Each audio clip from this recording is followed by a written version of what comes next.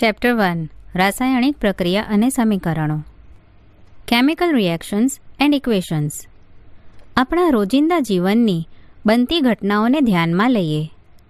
ઉનાળામાં ઓરડાના તાપમાને દૂધને ખુલ્લું રાખવાથી તે દૂધ ફાટી જાય છે. લોખંડના તવા, તપેલી તથા ખીલ્લાને ભેજવાળા વાતાવરણમાં ખુલ્લા રાખવામાં આવે તો તેના પર કાટ લાગે છે. દ્રાક્ષનું આથવણ થઈ જાય. ખોરાક રંધાય છે. આપણું શરીરના વિવિધ અંગો ખોરાકનું પાચન કરે છે. આપણે નાક વડે શ્વાસ લઈ શકીએ છીએ. આમ મિત્રો, ઉપર દર્શાવેલી તમામ ઘટનાઓમાં આપણને તેમાં કંઈક પરિવર્તન જોવા મળે છે. જ્યારે રાસાયણિક ફેરફાર થાય છે ત્યારે આપણે કહી શકીએ કે પદાર્થમાં કોઈ રાસાયણિક પ્રક્રિયા થઈ છે. આપણે કેવી રીતે જાણી શકીએ કે રાસાયણિક પ્રક્રિયા થઈ છે? આ માટે આપણે એક પ્રવૃત્તિ જોઈએ. પ્રવૃત્તિ 1.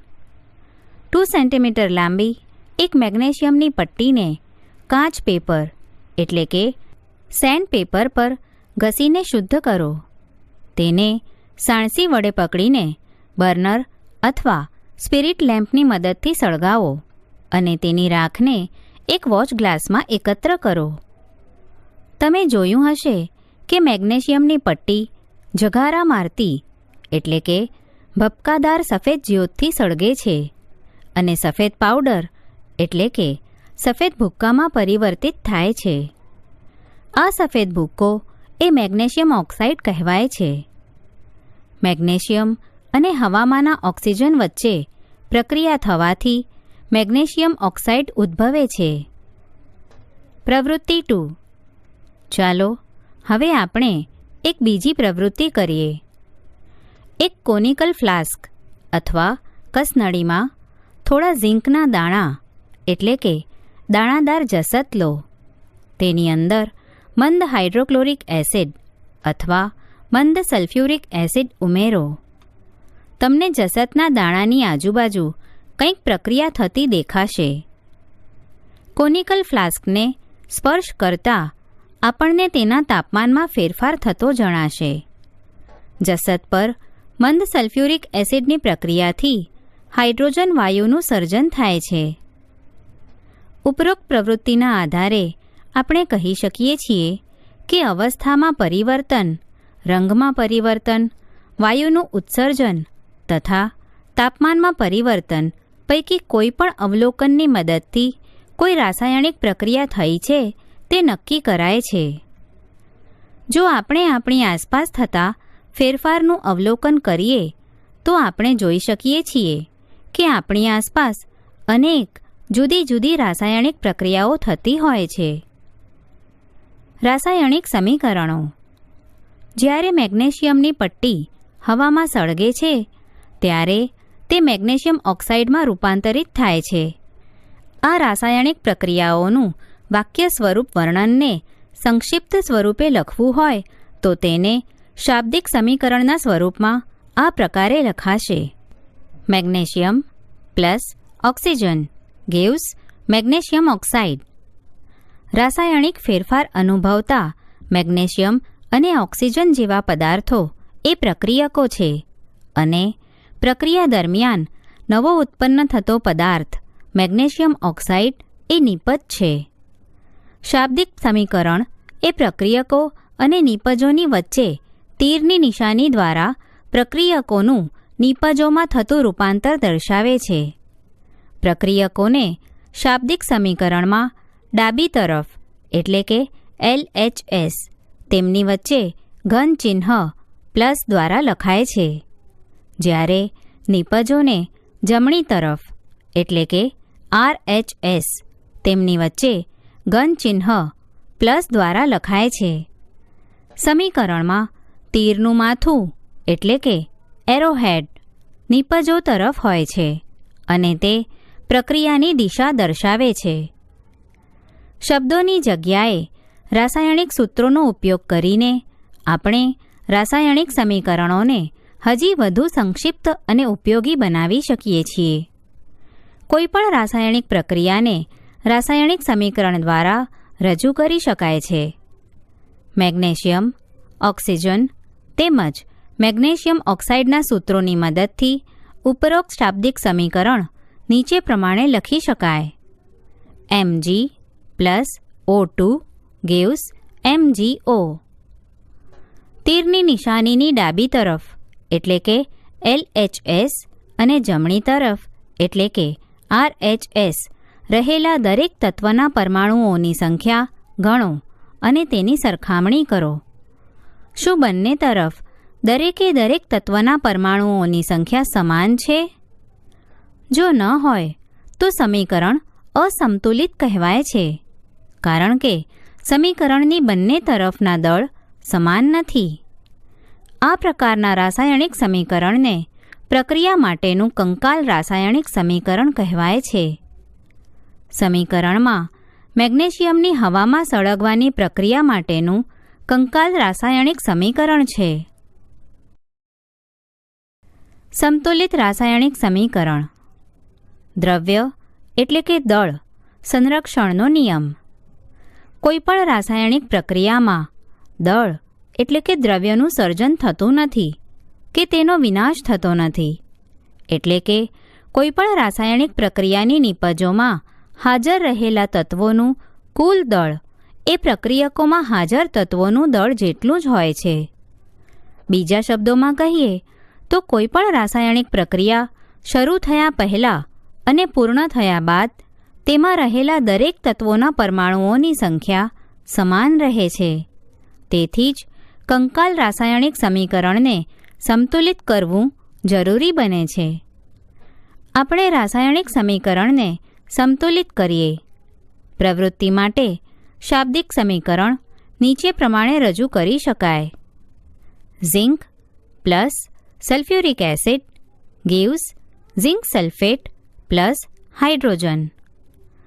આ શાબ્દિક સમીકરણને રાસાયણિક સમીકરણ દ્વારા રજૂ કરી શકાય. Zn plus H2SO4 gives ZnSO4 plus H2. આપણે નિશાનીની બંને તરફ રહેલા જુદા જુદા તત્વોના પરમાણુઓની સંખ્યા ચકાસીએ. તત્વો પ્રક્રિયકોમાંના પરમાણુઓની સંખ્યા LHS, નિપજોમાંના પરમાણુઓની સંખ્યા RHS.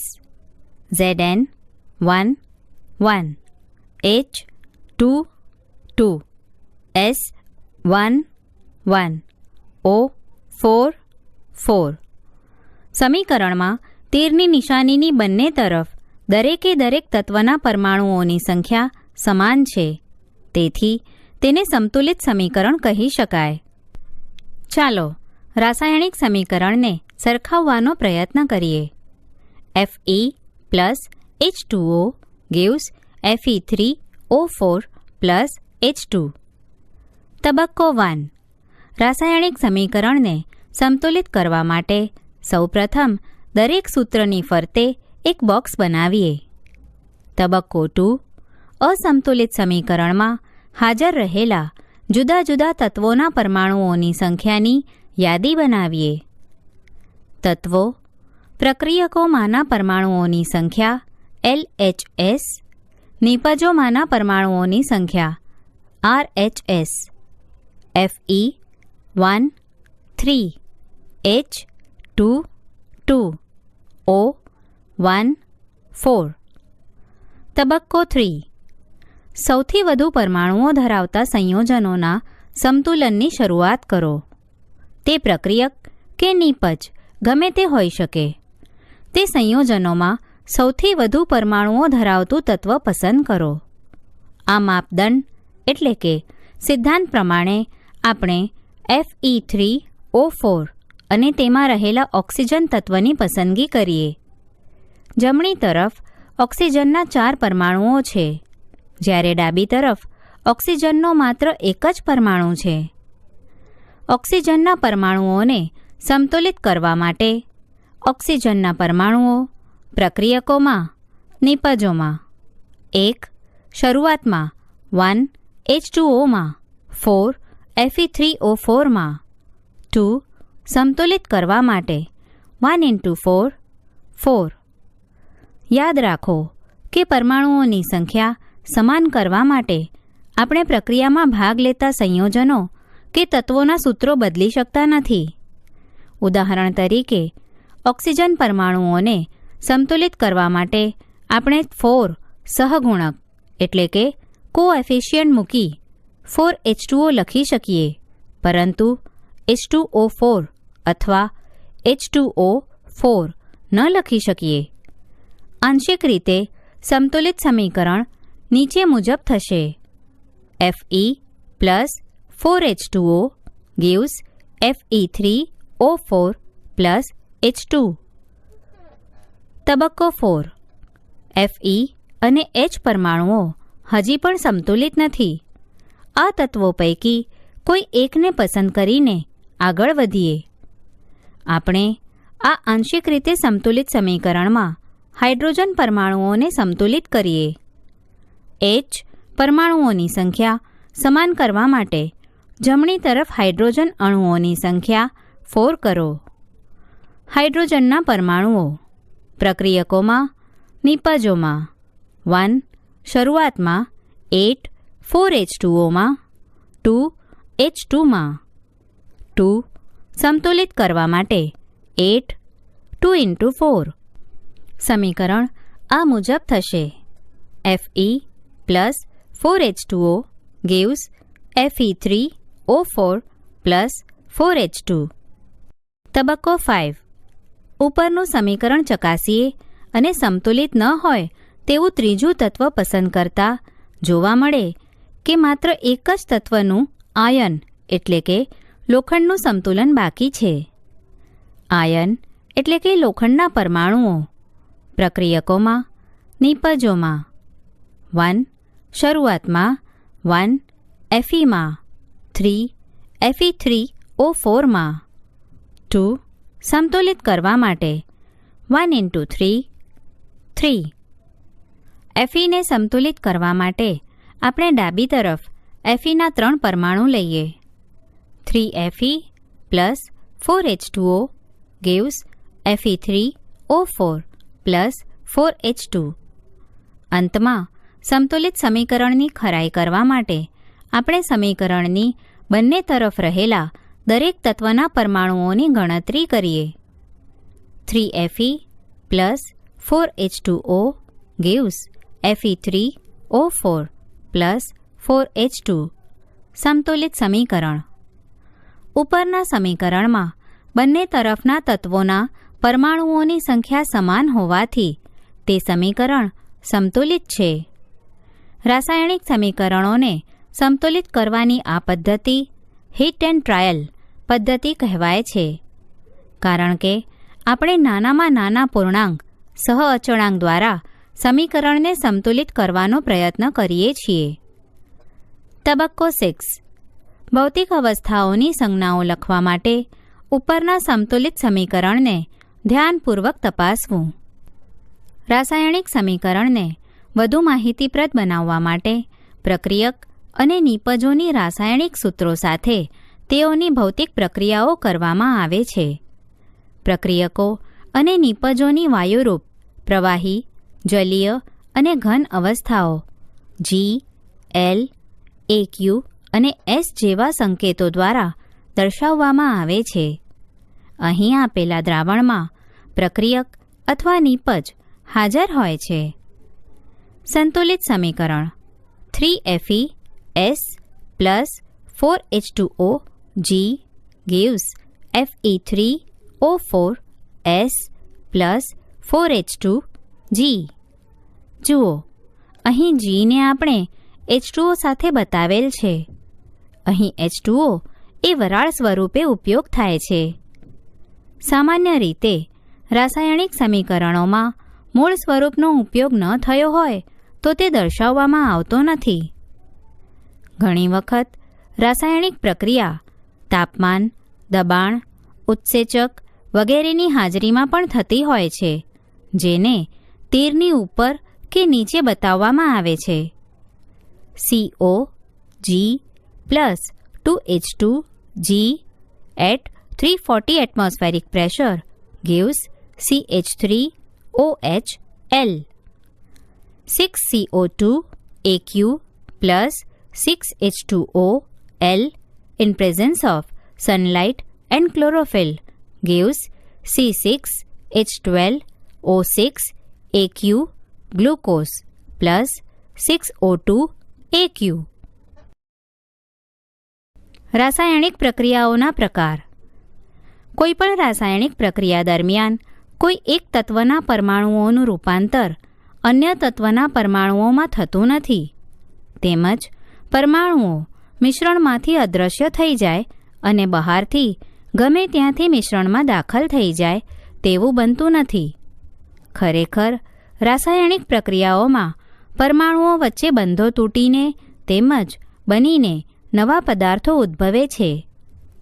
સંયોગીકરણ પ્રક્રિયા એવી પ્રક્રિયા કે જેમાં બે કે તેથી વધુ પ્રક્રિયકોમાંથી એક નિપજનું નિર્માણ થાય તેને સંયોગીકરણ પ્રક્રિયા કહે છે. પ્રવૃત્તિ 1. એક બીકરમાં કેલ્શિયમ ઓક્સાઇડ અથવા કડી ચૂનાની થોડી માત્રા લો. તેમાં ધીરે ધીરે પાણી ઉમેરો. ત્યારબાદ બીકરને હાથ વડે સ્પર્શ કરો. બીકરને સ્પર્શ કરતાં આપણને તેના તાપમાનમાં ફેરફાર થતો જણાશે. કેલ્શિયમ ઓક્સાઇડ એ ખૂબ જ પ્રબળતાથી પાણી સાથે પ્રક્રિયા કરી ફાડેલો ચૂનો એટલે કે કેલ્શિયમ હાઇડ્રોક્સાઇડ બનાવે છે અને પુષ્કળ પ્રમાણમાં ઉષ્મા ઉત્પન્ન કરે છે. તેને સમીકરણ સ્વરૂપે નીચે મુજબ લખી શકાય.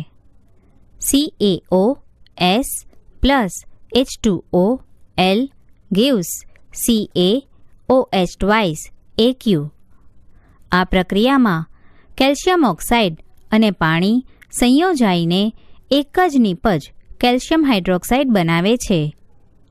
આપણે સંયોગીકરણ પ્રક્રિયાઓના કેટલાક વધુ ઉદાહરણોની ચર્ચા કરીએ. 1. કોલસાનું સળગવું. CS plus O2 G gives CO2 G. 2. H2 G અને O2 G માંથી પાણીનું નિર્માણ. 2H2 G plus O2 G gives 2H2O L. સરળ રીતે કહીએ તો જ્યારે બે કે તેથી વધુ પદાર્થો એટલે કે તત્વો કે સંયોજનો સંયોજાઈને એક જ નિપજનું નિર્માણ કરે છે ત્યારે તે પ્રક્રિયાઓને સંયોગીકરણ પ્રક્રિયાઓ કહે છે. અગાઉ આપણે અવલોકન કર્યું છે કે વધુ માત્રામાં ઉષ્મા ઉત્પન્ન થઈ છે તે પ્રક્રિયા મિશ્રણને ગરમ બનાવે છે. એવી પ્રક્રિયાઓ કે જેમાં નિપજોના નિર્માણની સાથે ઉષ્મા મુક્ત થાય છે તેને ઉષ્માક્ષેપક એટલે કે એક્ઝોથર્મિક રાસાયણિક પ્રક્રિયા કહે છે. ઉષ્માક્ષેપક પ્રક્રિયાઓના ઉદાહરણો. 1. કુદરતી વાયુનું સળગવું એટલે કે દહન થવું. CH4G plus 2O2G gives CO2G plus 2H2OG. આપણે જાણીએ છીએ કે જીવવા માટે આપણને ઊર્જાની જરૂર પડે છે. આપણે જે ખોરાક ખાઈએ છીએ તેમાંથી આ ઊર્જા મળે છે. પાચન દરમિયાન ખોરાક વધુ સરળ પદાર્થોમાં વિભાજિત થાય છે. ઉદાહરણ તરીકે ભાત, બટાકા અને બ્રેડ કાર્બોદિત પદાર્થો હોય છે. આ કાર્બોદિત પદાર્થોનું વિભાજન થઈ ગ્લુકોઝ ઉદ્ભવે છે. આ ગ્લુકોઝ આપણા શરીરના કોષોમાં રહેલા ઓક્સિજન સાથે સંયોજાઈ ઊર્જા પૂરી પાડે છે. આ પ્રક્રિયાનું વિશિષ્ટ નામ શ્વસન છે. સમીકરણ સ્વરૂપે તેને આ પ્રમાણે લખી શકાય. C6H12O6 Aq glucose plus 6O2 Aq gives 6CO2 Aq plus 6H2O L plus energy. શાકભાજીઓનું વિઘટન થઈ ખાતર બનવું એ પણ ઉષ્માક્ષેપક પ્રક્રિયાનું ઉદાહરણ છે. વિઘટન પ્રક્રિયા. પ્રવૃત્તિ. એક શુષ્ક ઉત્કલન નળીમાં 2 ગ્રામ ફેરસ સલ્ફેટ લઈએ. આ ફેરસ સલ્ફેટના સ્ફટિકનો રંગ નોંધીએ. ત્યારબાદ ઉત્કલન નળીને બર્નરની જ્યોત પર ગરમ કરીએ. ગરમ કર્યા બાદ ફેરસ સલ્ફેટના સ્ફટિકના રંગનું અવલોકન કરતાં જણાય છે કે તેનો લીલો રંગ બદલાયો છે તથા સલ્ફરના બળવાથી ઉદ્ભવતી લાક્ષણિક વાસ સૂંઘી શકાય છે. આ પ્રક્રિયાને સમીકરણ સ્વરૂપે નીચે મુજબ લખી શકાય છે. 2FeSO4 S ferrous sulfate gives Fe2O3 S ferric oxide plus SO2 G plus SO3 G. અહીં આપણે જોઈ શકીએ છીએ કે ફેરસ સલ્ફેટના સ્ફટિકને ગરમ કરતાં તેમાંથી પાણી દૂર થાય છે અને સ્ફટિકનો રંગ બદલાય છે. આ પ્રક્રિયામાં એક જ પ્રક્રિયક તૂટીને વધુ સરળ નિપજો આપે છે. આ પ્રક્રિયા એ વિઘટન પ્રક્રિયા છે. ફેરસ સલ્ફેટના સ્ફટિકના વિઘટન થતાં તે ferric oxide Fe2O3, sulphur dioxide SO2 અને સલ્ફર ટ્રાયોક્સાઇડ SO3 માં થાય છે. ફેરિક ઓક્સાઇડ એ ઘન છે જ્યારે SO2 અને SO3 વાયુઓ છે. કેલ્શિયમ કાર્બોનેટનું ઉષ્મા આપવાથી કેલ્શિયમ ઓક્સાઇડ અને કાર્બન ડાયોક્સાઇડમાં થતું વિઘટન એ વિવિધ ઉદ્યોગોમાં ઉપયોગમાં લેવામાં આવતી એક અગત્યની વિઘટન પ્રક્રિયા છે. કેલ્શિયમ ઓક્સાઇડને ચૂનો અથવા કડી ચૂનો કહે છે. તેના અનેક ઉપયોગો પૈકીનો એક સિમેન્ટની બનાવટમાં થાય છે. ઉષ્મીય વિઘટન એટલે ઉષ્માની મદદથી કરવામાં આવતી વિઘટન પ્રક્રિયા. દાખલા તરીકે CaCO3S ચૂનાનો પથ્થર in presence of ઉષ્મા gives CaOS કડી ચૂનો plus CO2S. પ્રવૃત્તિ: એક ઉત્કલન નળીમાં આશરે 2 ગ્રામ લેડ નાઇટ્રેટનો ભૂક્કો લો. ત્યારબાદ ઉત્કલન નળીને ચીપિયા વડે પકડીને બર્નરની જ્યોત ઉપર તપાવો. આપણને અવલોકન કરતાં જોવા મળે છે કે લેડ નાઇટ્રેટના ભૂક્કાને ગરમ કરતાં તેમાંથી કથ્થાઈ રંગનો ધુમાડો ઉત્પન્ન થાય છે. એ ધુમાડો નાઇટ્રોજન ડાયોક્સાઇડ એટલે કે NO2નો છે. આમ લેડ નાઇટ્રેટને ગરમ કરતાં તેમાંથી નાઇટ્રોજન ડાયોક્સાઇડ NO2 ઉત્પન્ન થાય છે. આ પ્રક્રિયાને સમીકરણ સ્વરૂપે આ પ્રમાણે લખી શકાય: 2Pb NO3 twice S lead nitrate in presence of ઉષ્મા gives 2PbO S lead oxide plus 4NO2 G nitrogen dioxide plus O G oxygen. પ્રવૃત્તિ: એક પ્લાસ્ટિકનો કપ લઈ તેના તળિયે 2 છિદ્રો કરીને રબરના બૂચ લગાવીએ. આ રબરના બૂચમાં કાર્બનના વિદ્યુત ધ્રુવો દાખલ કરો.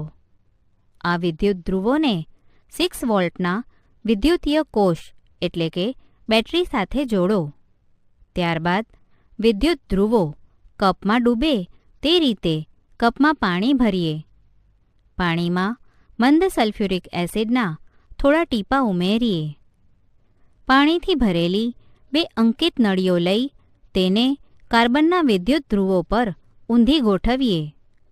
વિદ્યુત પ્રવાહ ચાલુ કરી સમગ્ર ઉપકરણને થોડીવાર માટે મૂકીએ. આપણને બંને વિદ્યુત ધ્રુવો પર પરપોટા ઉદ્ભવતા દેખાશે. આ પરપોટા અંકિત નળીઓમાં પાણીનું વિસ્થાપન કરે છે.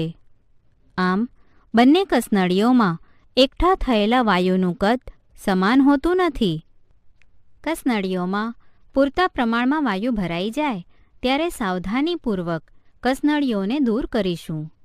ત્યારબાદ વારાફરતી બંને કસનળીઓના મુખ ઉપર સળગતી મીણબત્તી લાવી ઓક્સિજન તથા હાઇડ્રોજન વાયુઓની પરખ કરીશું.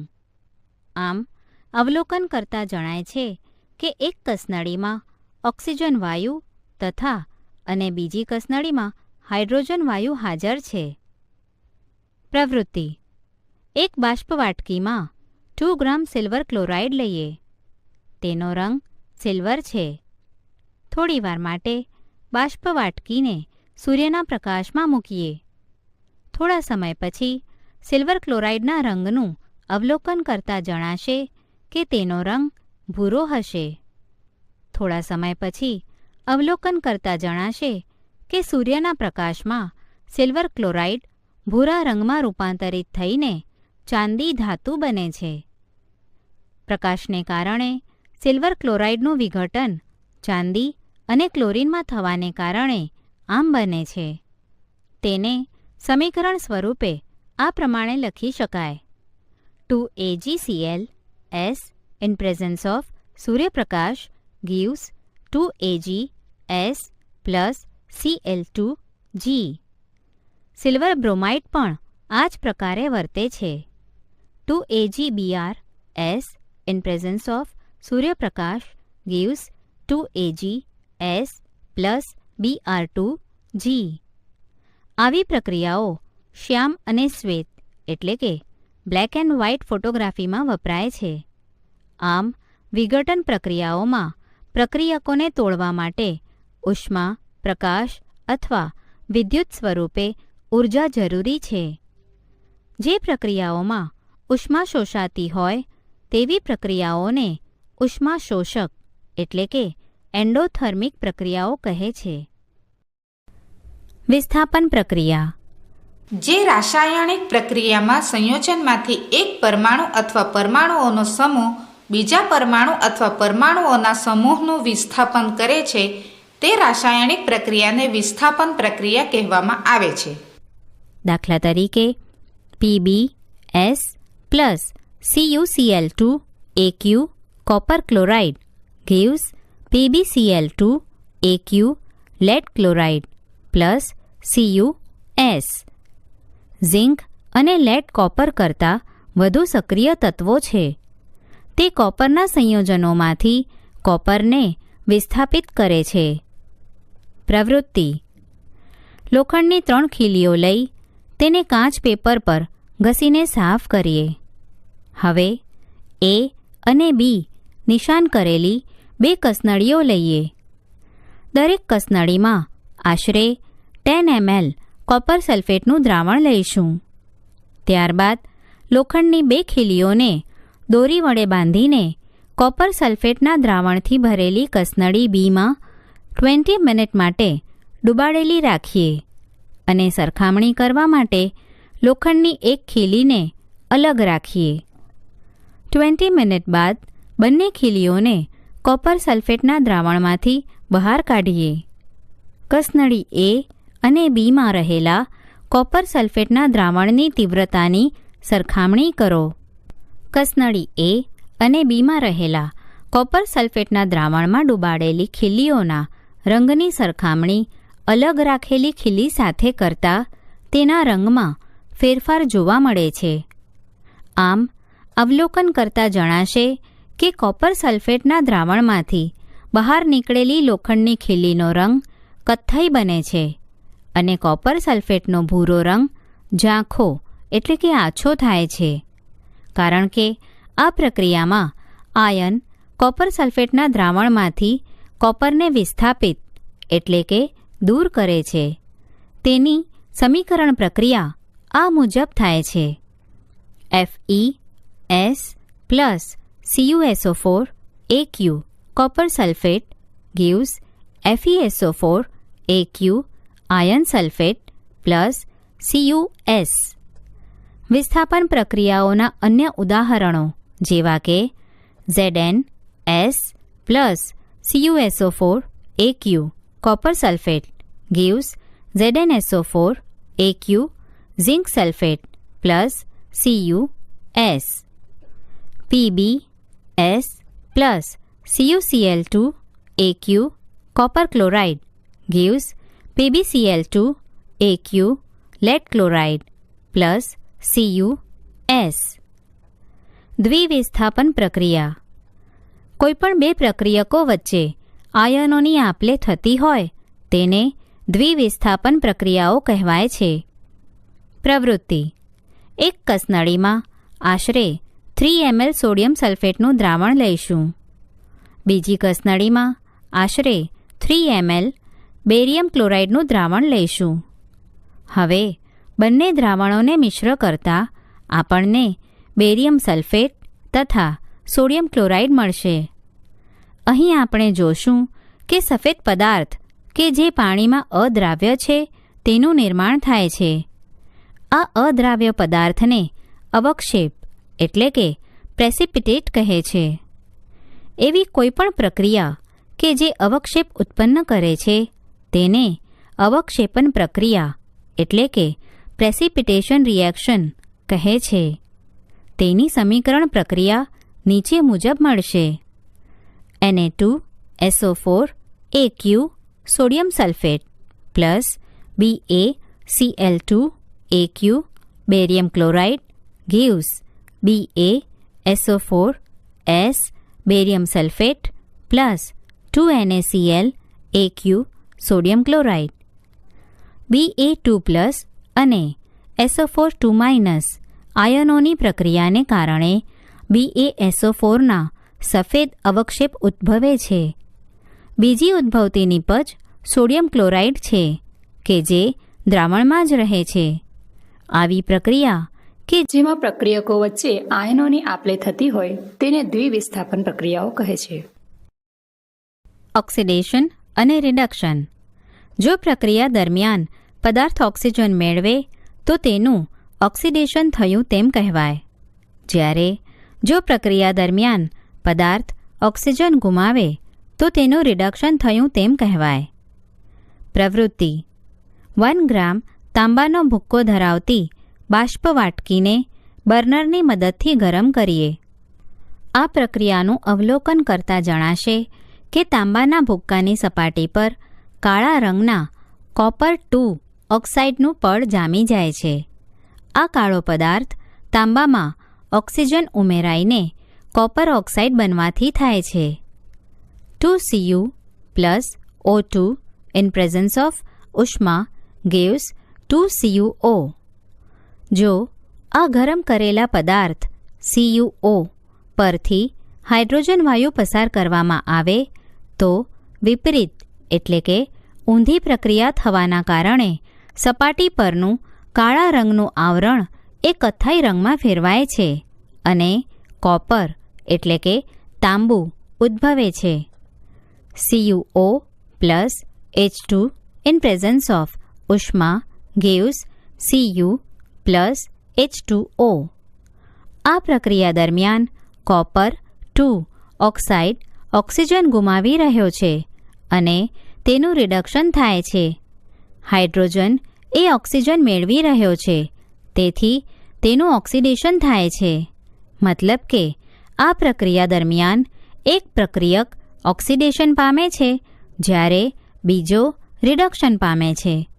આવી પ્રક્રિયાઓને ઓક્સિડેશન રિડક્શન પ્રક્રિયાઓ અથવા રેડોક્સ પ્રક્રિયાઓ કહે છે. CuO plus H2 gives Cu plus H2O. Redox પ્રક્રિયાના કેટલાક અન્ય ઉદાહરણો: ZnO plus C in presence of ઉષ્મા gives Zn plus CO. આ પ્રક્રિયામાં કાર્બન મોનોક્સાઇડમાં CO ઓક્સિડેશન થાય છે અને ઝિંક ઓક્સાઇડ ZnO નું ઝિંક એટલે કે જસત Zn માં રિડક્શન થાય છે. MnO2 plus 4HCl gives MnCl2 plus 2H2O plus Cl2.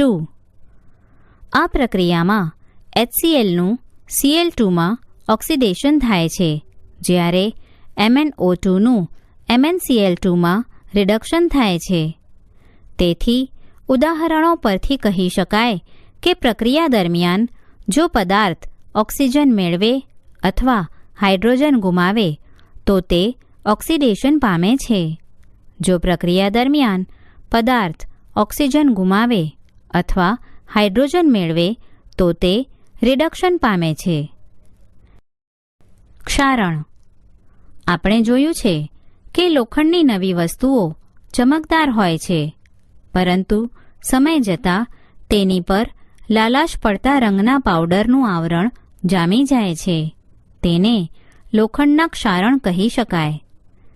બીજી એવી અન્ય ધાતુઓ પણ આ રીતે લાલાશ પડતી ઝાંખી પડે છે.